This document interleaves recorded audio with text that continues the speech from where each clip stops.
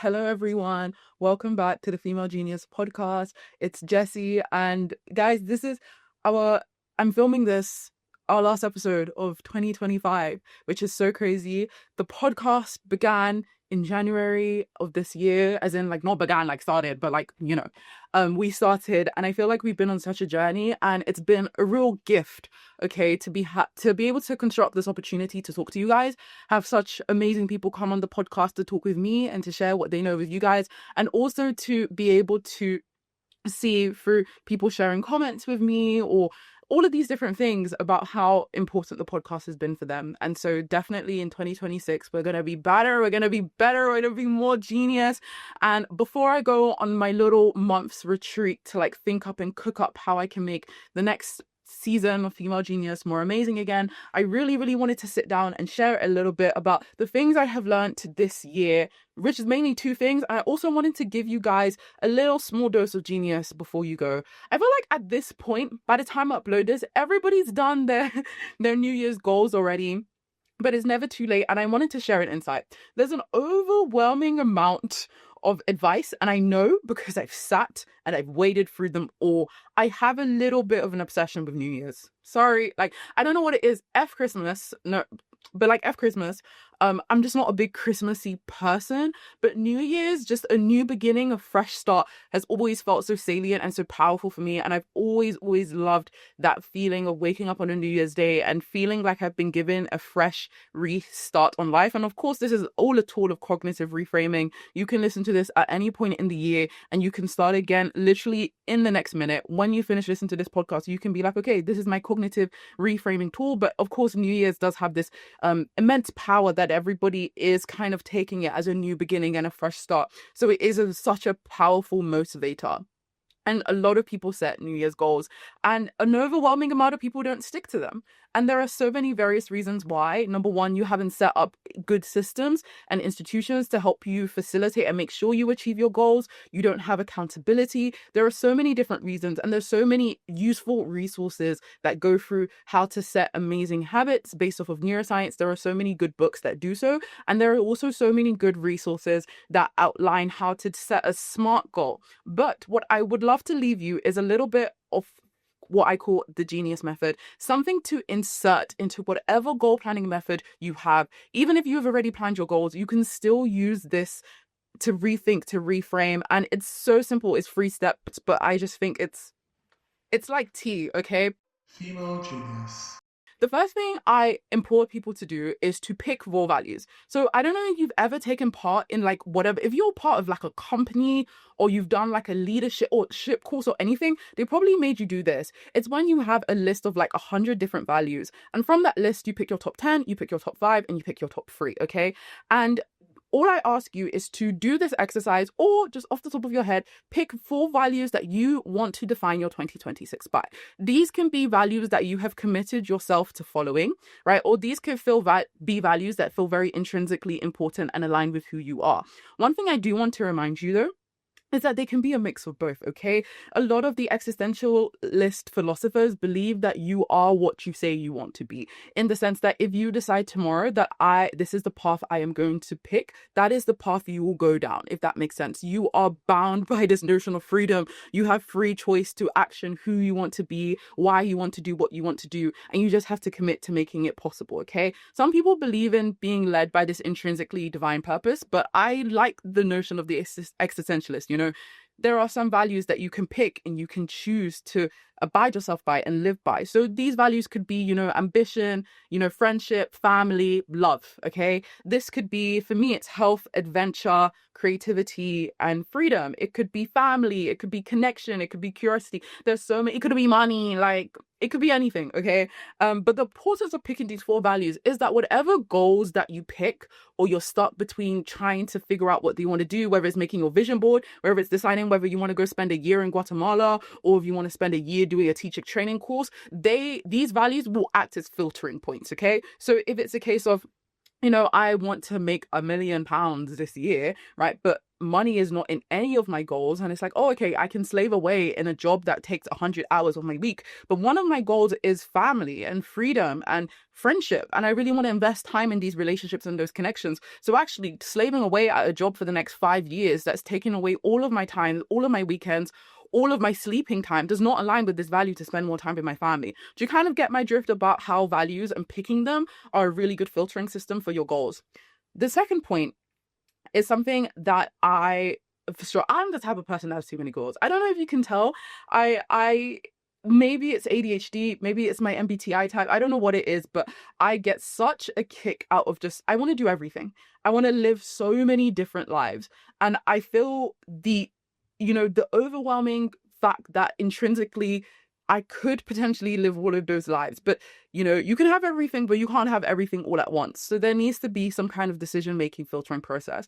And I've kind of created a little matrix, okay? You have the Eisenhower matrix for when you're trying to decide and assign things to your time. I have an Eisenhower matrix. It's not Eisenhower, it's the Genius matrix for how I assign my goals, okay? So at the top, we have novelty, okay? How new and how exciting things are. I want to build law. I want to have new things that make my life feel fresh and exciting and novel. I also recommend, if you are listening at this point, I will upload this on YouTube at the same time. So maybe go check in on YouTube because I'm giving diagrams as I speak about these things. So it's probably easier to visualize.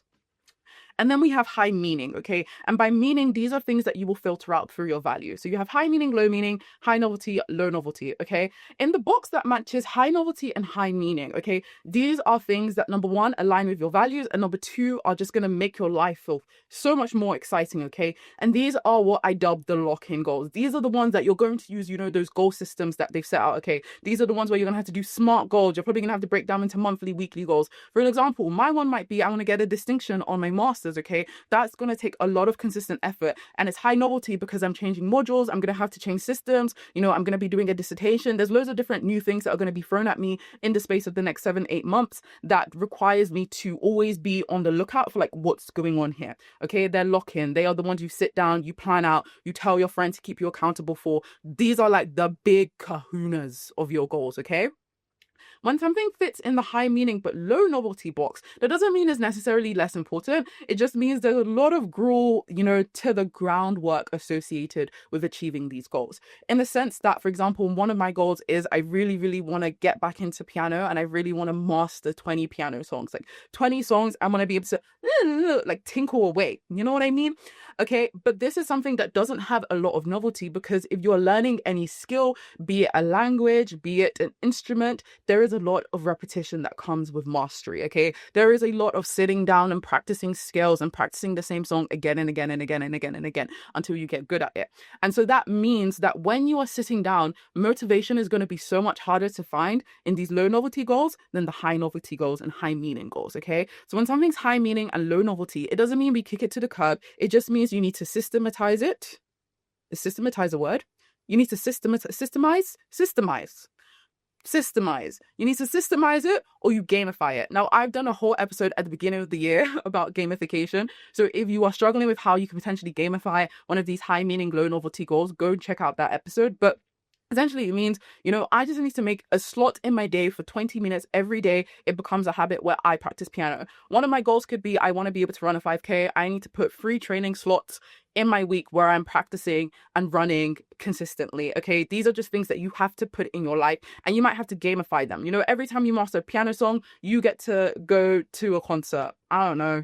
Every time, once the closer you finish your week of your training program for your 5K, you get to go and have your favorite junk food, different things to make you feel like you're achieving and you're getting those little dopamine boosts that the act of pursuing that task would give you. High meaning, high novelty tasks, for example, getting the distinction on your masters. If I get a good grade on my test, that is the dopamine boost I need. Do you get what I mean? But it's harder with these high meaning, low novelty goals. And then you have things that are high novelty and low meaning. So they don't necessarily pass through your filter of values, but they're really exciting. And I call these law building goals, okay? So these aren't necessarily goals that you need to lock in and like, create little smart systems. These are goals when life is getting a little boring, when maybe you've kind of completed one of your big lock-in goals. You're like, hey, how can I build law? So example, one of my law building goals is I want to travel to Korea. Okay. That doesn't really filter through my value system, but it's high novelty. It's going to add so much depth of experience to my life.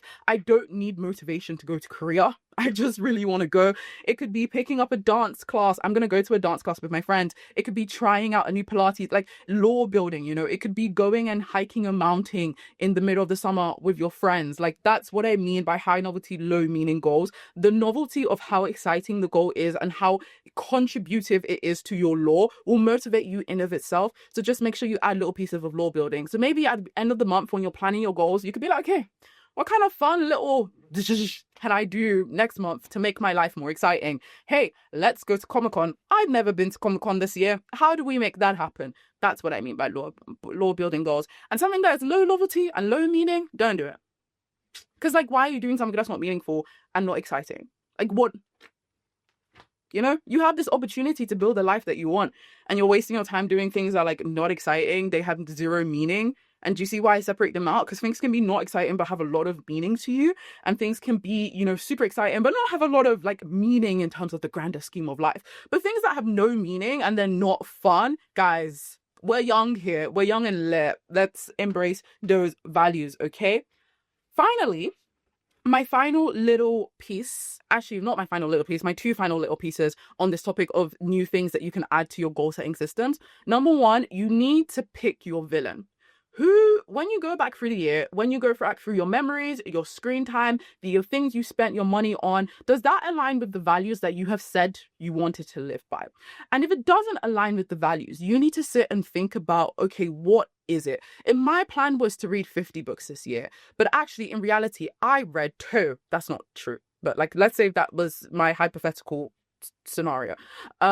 And I read 2. My question is, what was stopping me from reading those 2 books? Was it that I was procrastinating? Was I always on my phone? Was my screen time, was my phone, was my addiction to my phone my biggest villain of the year? And what you need to do is you need to sit down with your council of elders, aka yourself, right? And whoever you trust. And you need to find a game plan to defeat that villain every time it veers its ugly head round again. So for me, it's perfectionism. Perfectionism has stopped me from uploading so many podcast episodes, for asking so many people to be a guest, for putting myself out there, for applying to jobs, like just out of the fear of it not being amazing or failing, of whatever metric I deem as failure. I have just not done something. That is my villain. And once you are aware of what your villain is, I call it a villain because, gamification, female genius, like, you need to make sure that you are armed with things that can defeat the villain as and when it comes up. And you also need to know that the villain is there, okay? Because if you aren't aware of if you're not aware of what the villain is in your pursuit of achieving, on your journey of going after your goals, then what potentially could happen is that villain could disguise itself as your friend. You could think that whatever, you're on your phone and you're doing this is like something, oh yeah, you give yourself so many excuses as to why it is. It could disguise yourself as something beneficial. So you just need to be aware of what that villain is. How does it show up? What does it look like? It could be, you might have a tendency to isolate yourself when you get really sad. It could be mental health. It could be perfectionism. It could be your phone. It could be poor money management. Like, it could be so many different things for so many different people. But I implore you to sit down and look at your actions, your behaviors and things, and think about what is the villain that might stop you from achieving your goals this year.